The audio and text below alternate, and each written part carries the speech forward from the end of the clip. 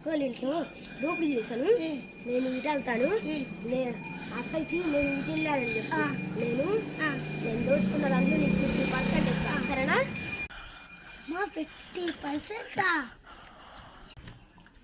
ఇటు పక్కే దొంగ వచ్చాడా? అవును, ఇటు సైడ్ వెళ్ళాడు.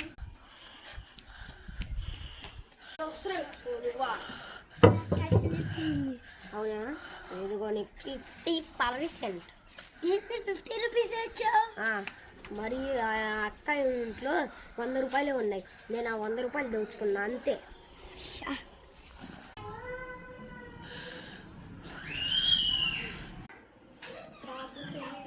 ఏంటి ఇలా డల్లు కూర్చున్నా?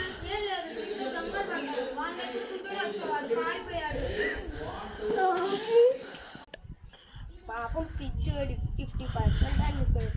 50% అంటే 50 రూపీస్ అనుకున్నాడు. డబ్బు బంగారం మొత్తం నాదే.